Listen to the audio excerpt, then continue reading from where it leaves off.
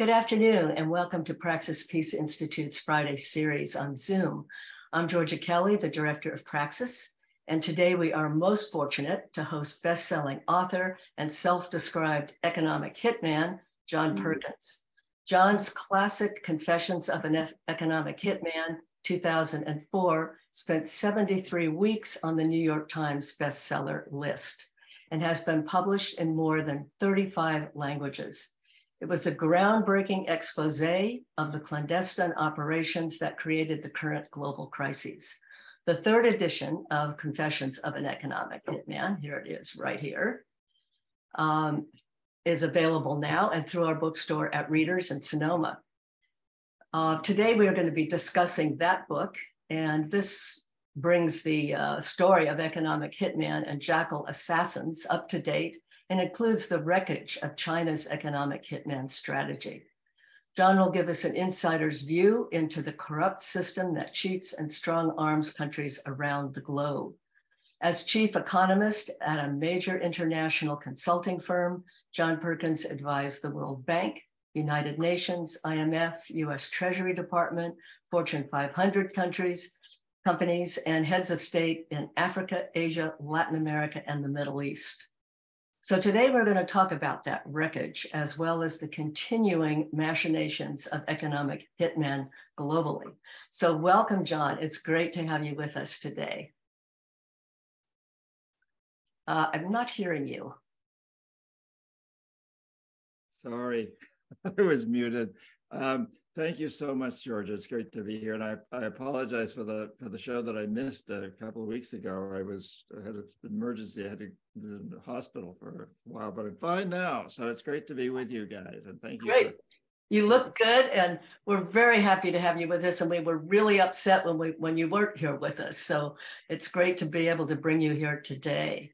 Although I think many people watching this already know basically what an economic hitman is because they've read one of your previous books, let's begin with a brief job description. Give us a bullet point list of what an economic hitman is expected to do and maybe an example of that strategy. Okay, yeah, so my official title is, as I think you mentioned, was chief economist at a consulting firm. And but my job was to identify countries with resources our corporations wanted, like oil in those days. Today, there's a lot around lithium and the metals and minerals that are necessary for the green economy. But the job of an economic hitman is to identify those countries that have those resources, arrange a huge loan. And for me, it was usually through the World Bank or the IMF or one of those organizations, sister organizations that are U.S.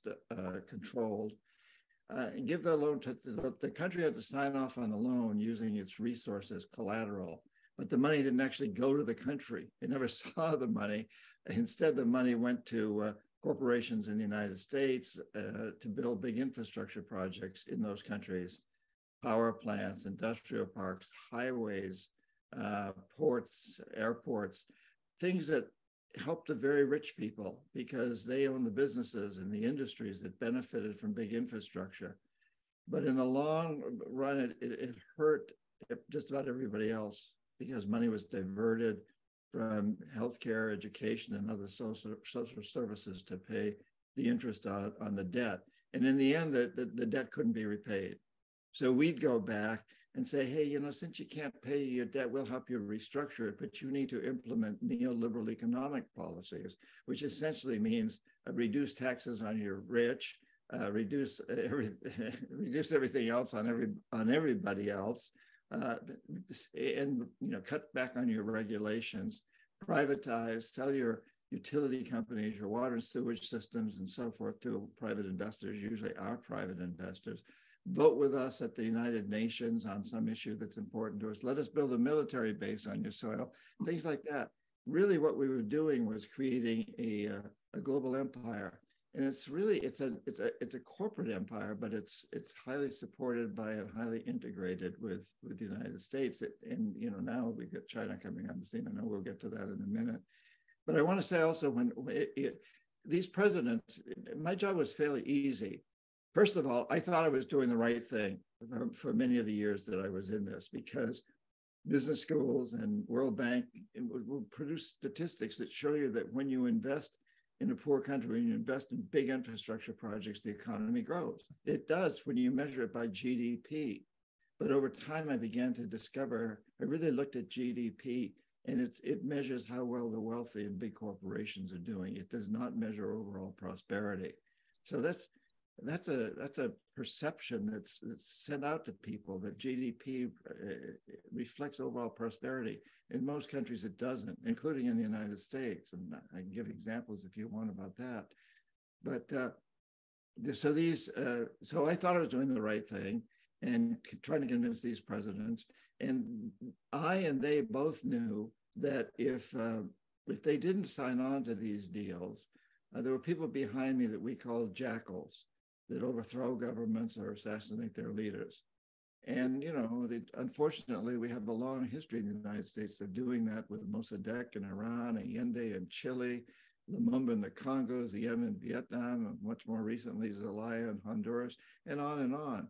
So it made my job pretty easy.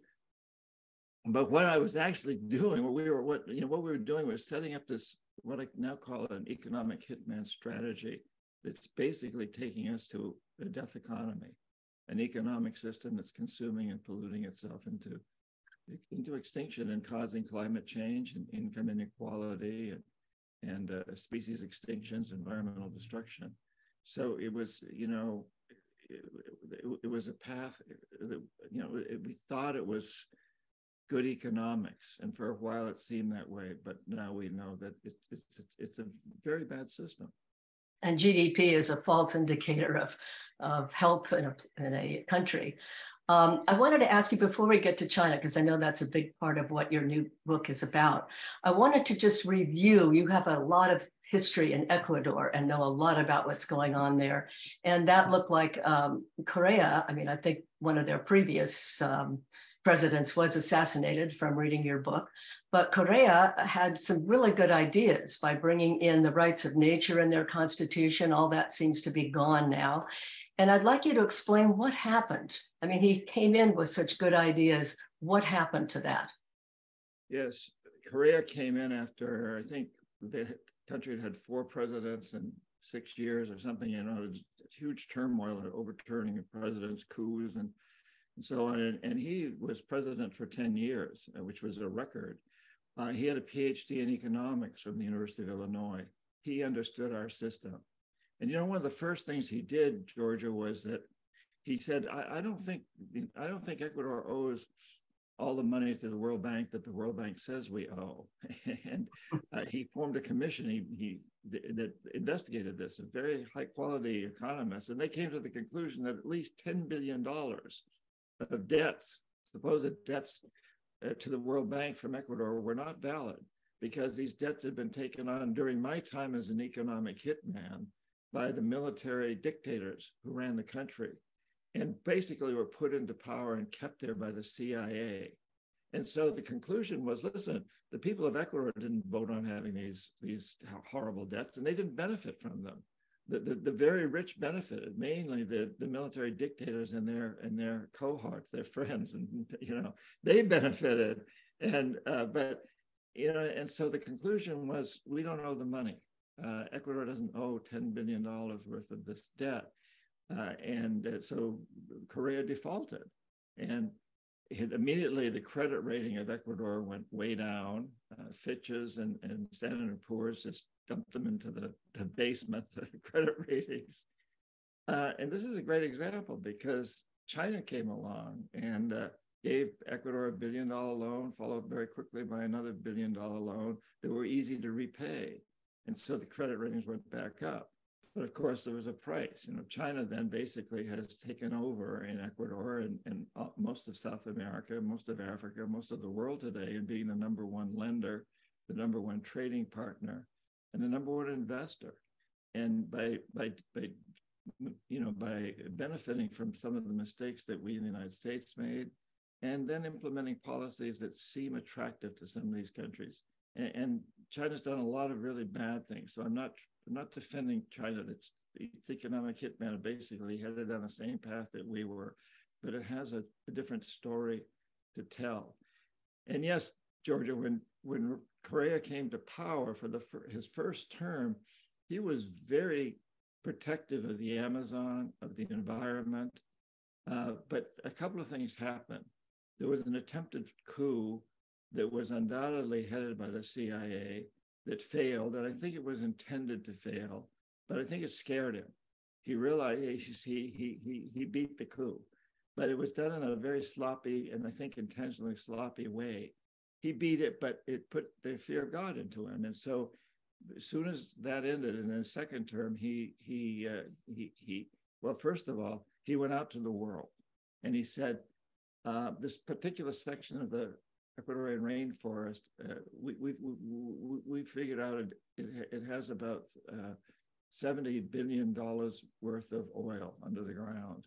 We're willing to donate half of that. Well, Ecuador will forego 35 billion if the rest of the world will pay us 35 billion that we can use to provide better education and healthcare and nutrition to our poor people. Ecuador has a lot of poor people. 1 in 4 children is malnourished.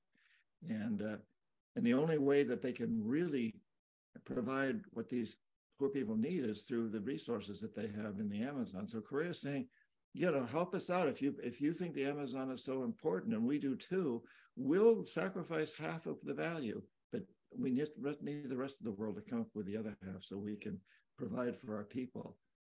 It didn't happen.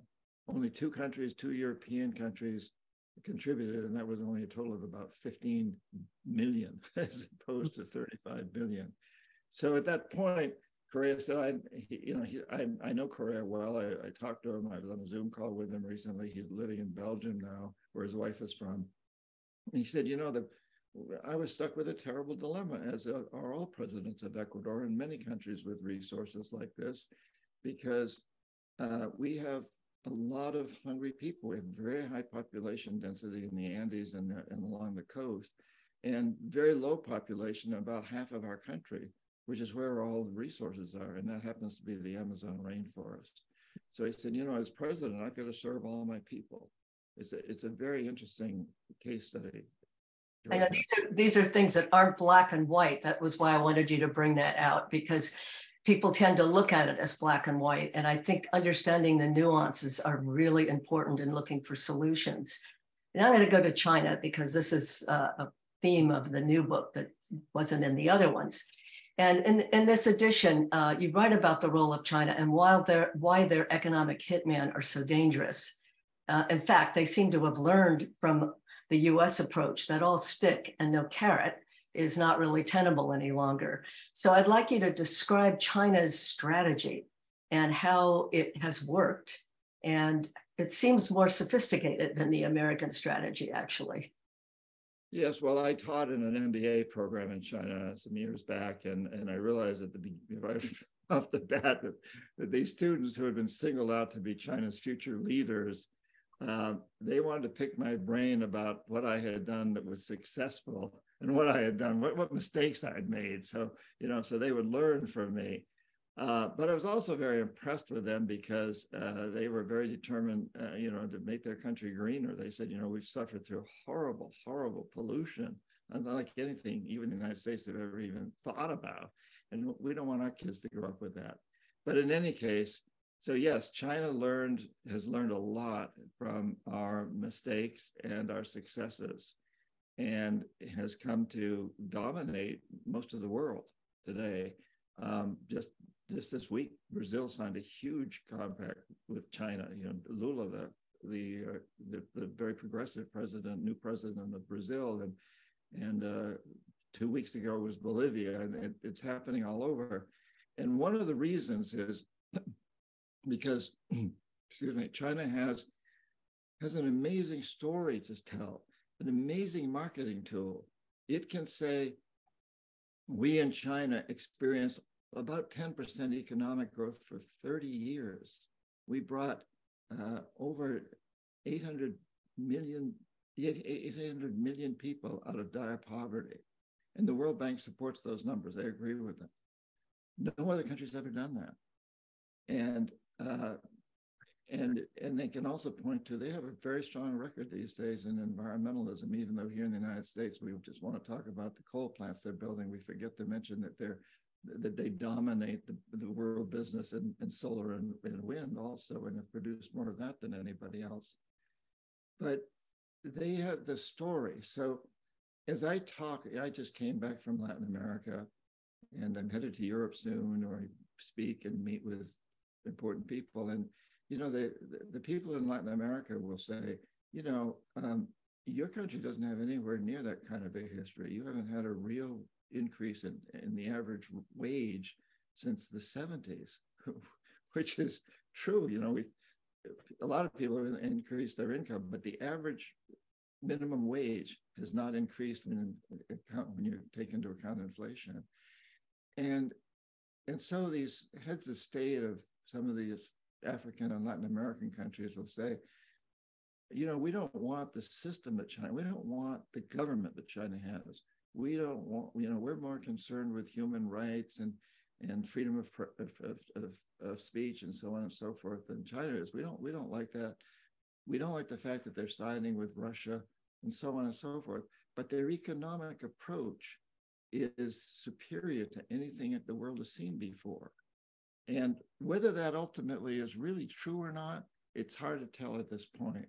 But the fact is, China can present this amazing story that is supported by the World Bank and others of phenomenal economic growth and bringing so many more people out of poverty than the whole rest of the world combined has done. That's a heck of a selling point. Yeah, you also mentioned something about their not interfering with local governments and their promise not to. And so a couple of the things that they do that seem like more carrot than stick, if you could just mention those, I think that's another appealing factor to countries. Yes, thank you for bringing that up. Yeah, so the United States has this long history of imposing rules. So that's what neoliberal economics is. When we make these loans, we also insist that countries, you know, have basically trickle-down economics, get rid of regulations, and we say they need to be democratic. We often ignore the fact that many of them are not democratic that we support. But China doesn't do any of that. China makes a point of saying, we're not going to interfere in your politics or your government. We don't care what kind of government we have. And that has its good sides and its bad sides. But if you happen to be the leader of a foreign country, you don't really want to be dictated to as to how you run your country just because you take a loan from from a country like the United States or China. So China has a big advantage there. They have no history of overthrowing governments or assassinating leaders, other than in their immediate circle, which unfortunately includes Tibet and Taiwan and Hong Kong. But China has a long history of expanding out into the world using trade rather than what we call jackals, people that overthrow governments and assassinate their leaders. And unfortunately, the world knows that we have a long history of doing exactly that, of meddling in politics, of sending in the CIA, and so on and so forth. Yeah, so, you know, in a way, we've shot ourselves in the foot over the years. And I'd mention one more thing, and that is that, you know, after 9/11, the United States devoted so many resources to Afghanistan and Iraq, and we pretty much ignored Africa and Latin America. And China just stepped in. There was a vacuum, and after Xi became president, became the leader of China in 2012, he saw this tremendous opportunity and went out to the world. And now we've been withdrawing from Afghanistan and Iraq, but we're devoting tremendous resources to Ukraine. And again, you know, we need to stop a brutal dictator. You know, Putin. It's terrible. But the fact of the matter is, it is opening the door even more to China because we're neglecting many other parts of the world. Actually, that was my next question, was to get into that. I want to use a couple of quotes from your book, if you don't mind, and have you expand on them. One is, you said, in the long run, Russia's invasion of Ukraine may strengthen China's position as the leader in the movement to reduce the US's influence. And you also said the Ukraine war has once again diverted the US from strengthening relationships in Africa, Asia, Latin America, and the Middle East. It has cost the US and NATO allies a great deal of money and political energy. And you add that China may turn this catastrophic war into an asset for themselves. So I assume that's because China has made all these trading inroads that you've mentioned. So essentially, how do you see the Russia-Ukraine war diverting the US from what we probably should be focusing on and aren't? And why aren't we doing anything to end this war? Well, those are complex questions. And I think what another aspect of China here is, again, I just came back from Latin America, and they have a very different view. And there was a recent meeting in December in Munich, Germany, of what's called the Security Council or something, and countries from all over the world. And there was a huge difference between the way the global South and what we call the Transatlantic Alliance, which includes us, look at the war in Ukraine. So the global South says, this is basically a European white man, a transatlantic white man's war. You're devoting huge resources there. You didn't do that. You didn't help us that way when with all the wars that we're having in Africa and places, or when COVID came along, you just didn't. You did not respond in the same way that you're doing it to Ukraine. Europe is welcoming migrants to a large degree from Ukraine, much more than they ever did from Africa. So they see that, and they also say, the United States is antagonizing China and Russia. That's what they say. On the other hand, China is able to try to work out broker peace deal with Russia, because you got to be able to talk to a country to broker a peace deal. And the United States isn't talking to Russia. China is. So the global South looks at the biggest problems in the world are climate change, migration, poverty, starvation or malnutrition, and environmental destruction and global warming. And so, they say, look, you guys need to stop all this bickering over, Europe and recognize that the real issues in the world today, very, very serious issues, are being put on the side burner because of this war. And you're not even trying to negotiate a settlement. China is trying, and this meeting recently between Xi Jinping just a couple of days ago and Lula of Brazil, one of the important things that came up in the meeting, in addition to a whole lot of agreements, trading agreements between China and Brazil, one of the important things that came up was that both countries say that they're determined to broker a peace deal between Russia and Ukraine. And whether they will or not remains to be seen, because Putin is always a mystery. It's totally unpredictable. Yeah, well, so are we. But anyway, I wanted to get to two last questions before I open it up to the audience. And one is, you mentioned 4 pillars of economic hitman strategy, and I think they're affecting all of us. So that's why I wanted to bring this up. And the 4 are fear, debt, anxiety, and divide and conquer. How do you see those being used against us as US citizens? Yeah, well, it's primarily anxiety over scarcity. That one. Well, fear, we fear Russia, we fear China, we're constantly in fear. And that contributes huge amounts of money to what is known as the military-industrial complex. Wars make people wealthy. People are getting very, very wealthy off the war in Ukraine. And Ukraine's going to end up paying for it. A lot of what we call the aid to Ukraine is in the form of debt. You cannot find the actual number, but the World Bank is giving a lot of this aid. It's almost always debt with them, and there's collateral. So fear is being used as a way to help the military-industrial complex and to keep us involved, to keep our minds off other things.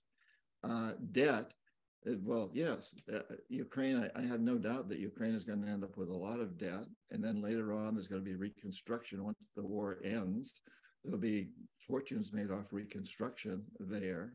And also, this will all be done through debt. And debt is this ancient principle, as is fear, as is the military. The idea of scarcity, that we all are, now we're worried that we're not going to have enough that if we go to war with China, or that we have more problems with China, that we're not going to get microchips, which and we're going to, there's scarcity on that level. But much of the rest of the world has fear over scarcity just of food, of nutrition. And so that's always used to try to bring people into your sphere. And China's using it in a big way now in countries like, Africa and Latin America, like we've talked about, and then divide and conquer. So it's always been, are you in our camp, or are you in the other camp? And we're doing this now with, we're trying to get countries, there's I think 45 countries today that are considered themselves non-aligned. They're not siding with anyone, but there's a tremendous pressure being put on them to align. Now, this is another area where China has an interesting asset, and that is its idea of the New Silk Road. So it is saying, we are not trying to divide countries around the world. We want to bring all the countries around the world together in a big trading network. When I learned about this New Silk Road, when I was teaching in Shanghai, I thought, God, why didn't we think of that? That's a brilliant, brilliant marketing tool. And it also could be a very, very good tool for bringing people of the world together. And hopefully we can bring people of the world together to end the death economy, which I think we'll probably get into next. But that's, yeah. I mean, all of this leads to this idea that the economic hitman strategy, whether it's implemented by China or the United States, is taking us in a race to disaster. Mm-hmm. It's a death economy that's polluting and consuming itself into extinction. And we needed to transform it into a life economy that pays people. This is not about suffering. This is not about not having jobs. This is about creating jobs that clean up pollution, mine the plastics in the ocean, that regenerate destroyed environments, and that recycle, and that create new technologies that make life better for every life on the planet, plant life, but the Amazon rainforest as well as people. Right. Yeah, that is what I wanted to get into next. But you mentioned the non-aligned countries, and I think that's a very interesting almost position that people don't even think about in this country. But there has been a great non-aligned movement that kind of disappeared in some ways when Yugoslavia dissolved. But there were many countries that used to meet every year that called themselves non-aligned with the West or the East. So I think it's interesting to take that into consideration when we're thinking about only the European countries in the US. So thank you for bringing that up. And yes, the last thing very quickly, I just want to show you this map. Okay. This is a map of the world's trade. So the red marks are China's trading partners, and the blue ones are the United States. And you can see the United States is very biased toward Europe. China reaches much more around the world. I think down at the bottom it says China is trading with 124 countries, in the United States with 56. And that is recent. That wasn't true 20 years ago. It wasn't even true 10 years ago. It was happening 10 years ago, but it's just taken off. And we need to be aware of this.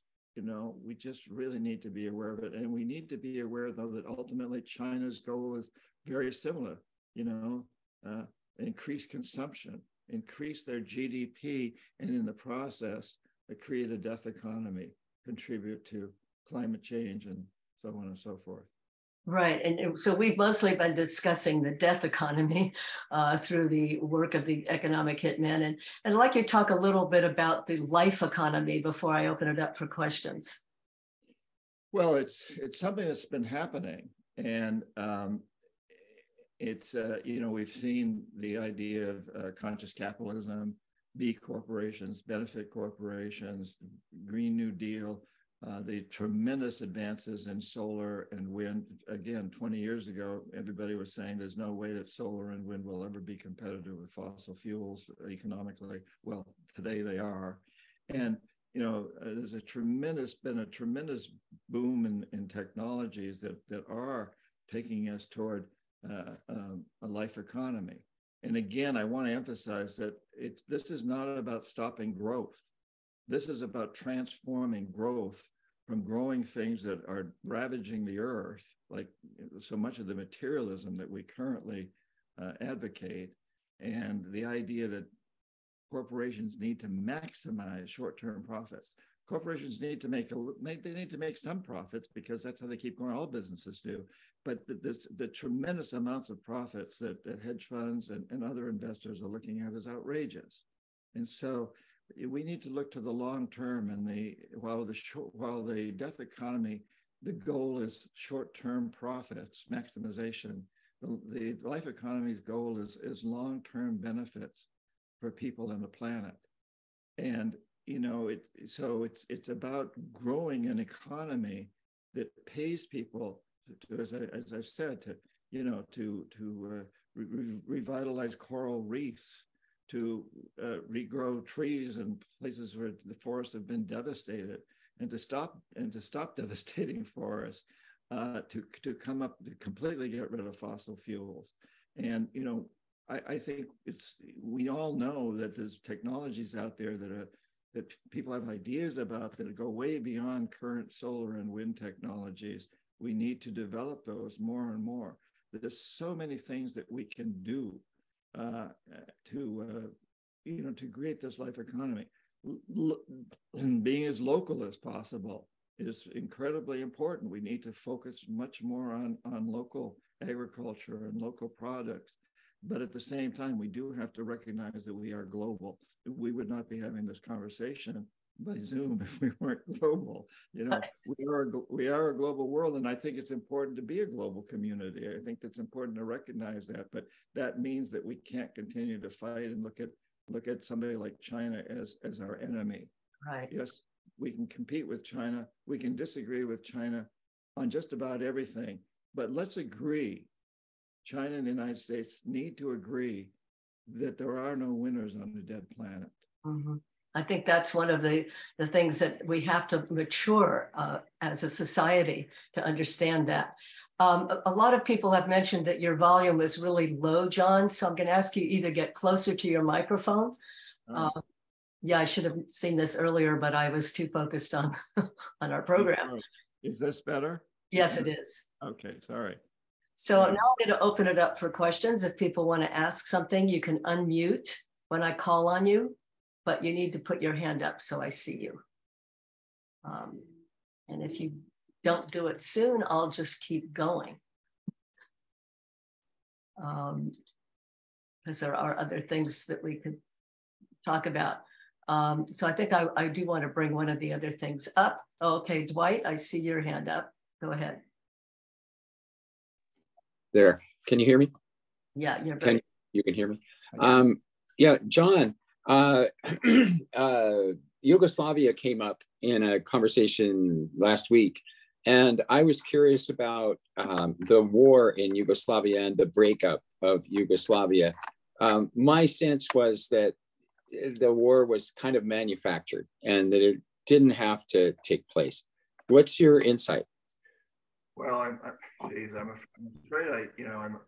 Dwight, that I've never worked in Yugoslavia. I'm not really cognizant of it. I'm giving a talk, as I've done for the last several years, in the Czech Republic, which was also Czechoslovakia at one time and split up. So right. I think, yes, most of those wars are manufactured. There's all this strain in both directions. And again, I don't know the details, but so much of our world today has been divided along lines that were just political decisions. And of course, the Middle East is the classic place where that happened, and also Africa.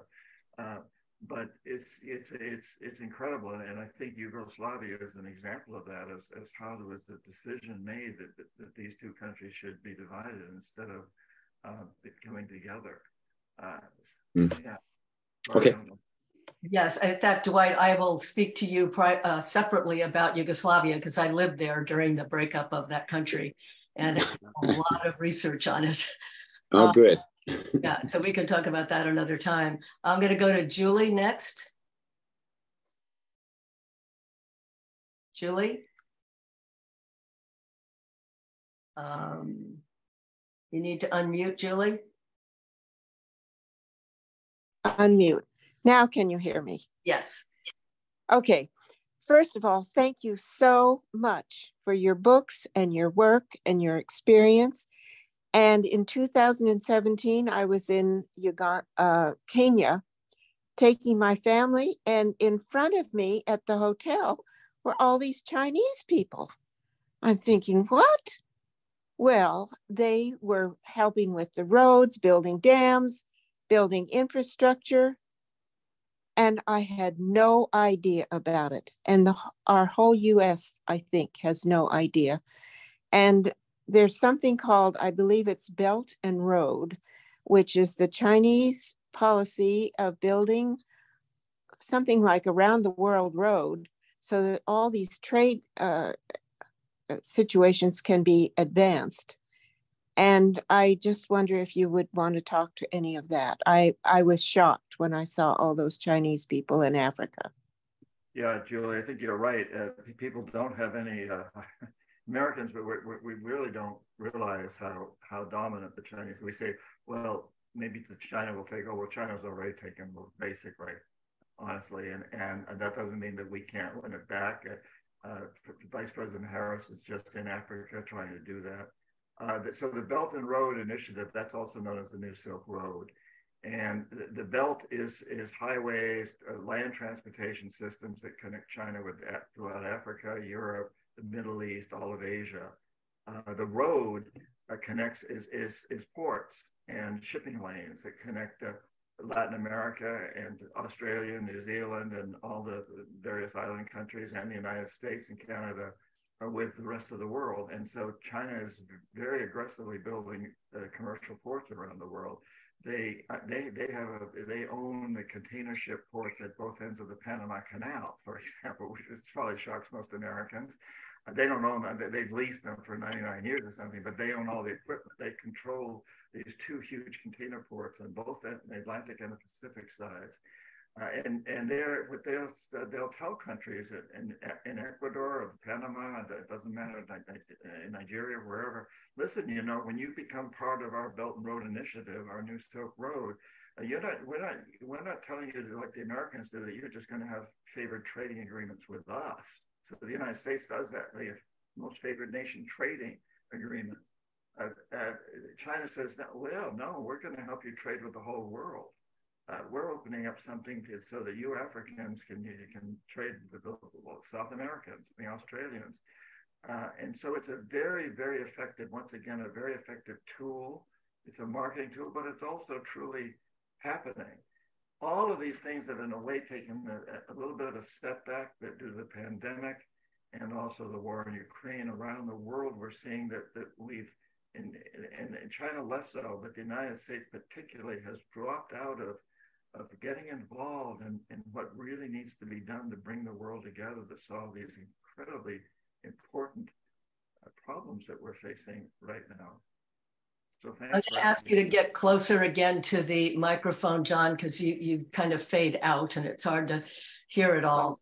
So weird. I've never had this problem before. Do you have, and I'm at high volume, do you have anything at your end that might be? I can look at mine. I don't know. Mine seem to be pretty hot.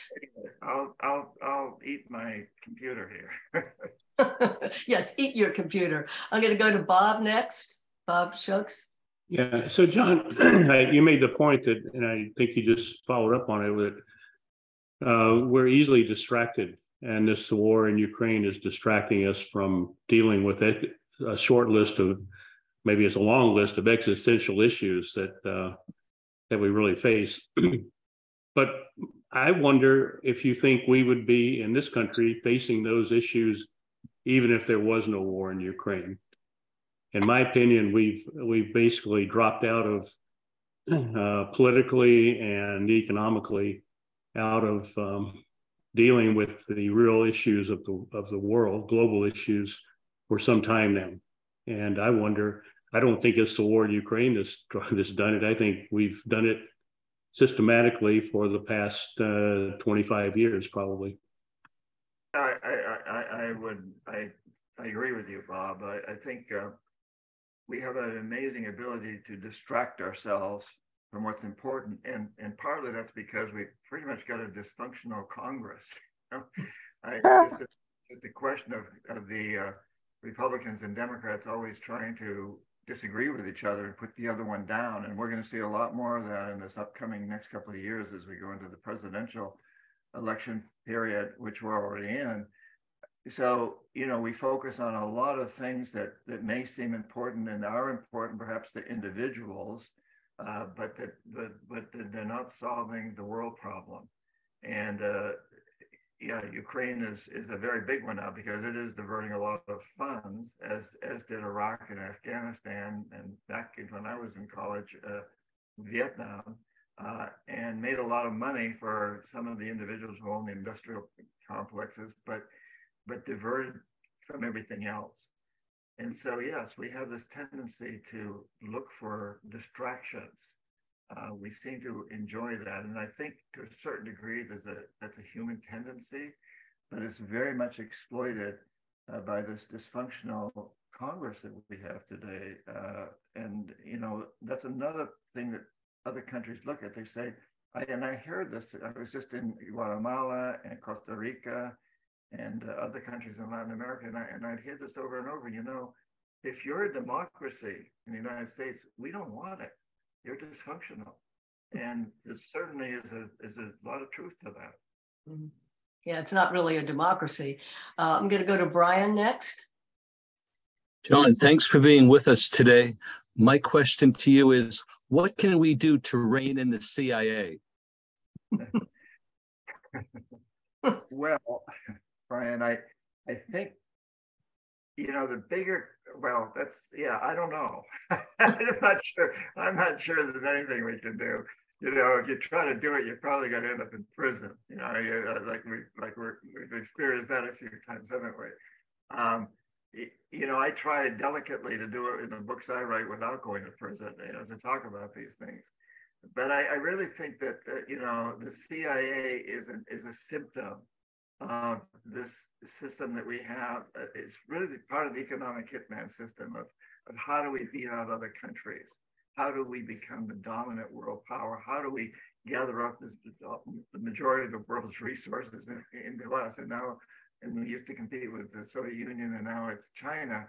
And so the CIA and all the alphabet agencies grow out of this economic system that we have. And it's really, when I call it a death economy, it's really a social, governmental, political, economic system. It encompasses all of those things.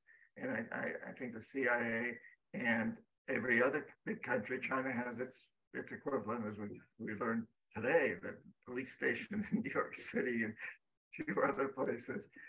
So it's a symptom of this overall death economy and this race to disaster that we're in. Okay, I'm going to go next to Linda.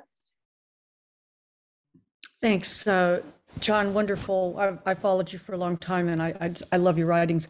So, aren't countries also worried about the fact that China is a dictatorship? I mean, they complain about they don't want our kind of government, but do they want China's form of government? I mean, I would think that would be equally or even worse than our form of government.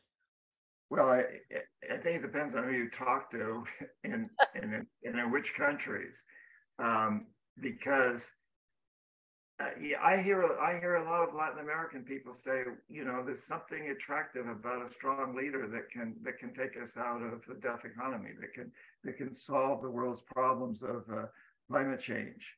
And and they point out that when Xi decides that the country's going to go electric, he implements rules that make it go electric. He builds electric charging stations all over the country, gives huge breaks and discounts to people who buy electric cars.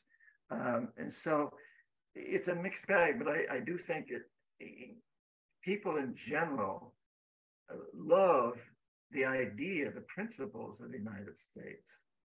And they don't necessarily like the principles of China. But the implementation of those principles is where the rub lies, and the way that we implement them is seen as very dysfunctional, and nobody wants that. They don't want it as much. So I think a lot of countries, they look at other possible systems, like some of the Northern European countries, and even places like Costa Rica and other Latin American countries. they don't really want the United States system, but they don't want the Chinese system either. And maybe they would like a system that really reflects the true principles of the United States. If we could truly believe in free markets, we talk about free markets, but NAFTA and CAFTA are anything but free markets. They're policies that support big corporations tremendously and destroy small farmers in Central America, in Mexico. And people see that, and there's a lot of hypocrisy around our policies. So it's a difference between the principles of government and our implementation of government. Well put, John. I'm going to go next to Mike. Thanks a lot. Thanks, John. It was great talk. I try to focus on the most important things. Sometimes it's hard, so I get distracted, just like the whole country, and just like Congress and everybody else. One of my main questions is, where do you, what the priorities? So you say they get things done in China. They're getting the world together, world trade. It all sounds great. I don't think there's people in China that are going around with AK-47s shooting up people who are 16 years old, or et cetera, et cetera, et cetera, because this is a disease and a pandemic in this country that kind of shows some of the dysfunction. It doesn't happen in Japan, China, Russia, a million other countries. I think we're probably the worst. So that is important. But it's like, my question, I guess, kind of is, I wonder if there's some problems that can't be solved. So how do you solve Ukraine? Do you go in and help? Do you pull back and just let what is supposed to happen happen? How much do we want World War III to possibly develop? And so, and then that's like, I ask a question, how do you solve racism? How is that solved? And the cops that are saying all these things and horrible things and killing people every day of the week in America, I don't think that happens in other countries. But then in Russia, you speak against the government. I'm sorry, I'm scattered, but I can't help it. You go to Russia and the guy speaks out. Everything he said was true, I believe. I forget his name. I heard him on the radio. Everything he said was true, but now he goes to prison for 25 years. 25 years, an intelligent, brilliant man who just doesn't, it's not saying what Putin wants to hear. So what's the most important thing to create a world that's going to go for the next 100 or 200 years? I guess is my question, really. Thanks so much. Well, you hit the nail on the head. If we look at history, we see that. Closer to the mic, John. We're having trouble hearing you again. Okay, this is really weird. I don't understand this. Should you go back and look at? You can speak louder too. Okay, great. That's much better. So, if you look at history, you'll see that it's pretty obvious that throughout history, a few individuals have emerged in every period who ruled, whether it's Genghis Khan, or Julius Caesar, or whoever, and that's the problem. And to me, that's one of the biggest problems is the fact that human beings have a tendency to behave as sheep. It doesn't matter what country you're in, that can happen. And so, how do we define what it means to be good leadership? How do we define what it means to be successful in business and elsewhere? If we can define all of these things as who is working toward making the world a better place for all nature and people, if that can be the guiding principle, and if we put on the cover of Time magazine and Fortune and every other major publication and people who are aiming toward that, you mentioned Paul Hawken. There's a guy that we could put on the cover of these magazines. You're having him on next week or a week after, or whenever. But there's a lot of people that we could put on that are showing what success means. That's outside of the realm of maximizing short-term profits and convincing people to go to war and convincing people to hate others. This whole idea of the them and us. But that seems to be such an incredible part of politics. That's why these 4 pillars that I talk about, and there's a lot more detail in the book. So if you want to dive into it, it's there. This idea of using anxiety over scarcity to convince people to come together under a leader that promises to do that, or under a system that promises to do that, but doesn't actually do it. And, you know, so I think that the important thing here is to recognize that that reality is molded by perceptions. And we know that. And when political leaders portray a perception that you know, that China is bad, then the country starts to follow it. And we get into this rotation, and then China has to react and say, well, no, it's the United States that's bad. And who can be toughest? And again, we're going to see a lot of that during this election cycle, I think. So I'm not really answering your question, but I think the answer is in changing perception of what it means to be a good leader, and really looking hard at who we vote for, starting on the local level. You know, starting with the local PTA or Chamber of Commerce, or I guess we don't vote for Chamber of Commerce, but whatever, and mayors and people like this, and then all the way up to the national level. How do we convince ourselves that what we really want is true leadership to lead us out of this death economy? And how does that spread to other countries?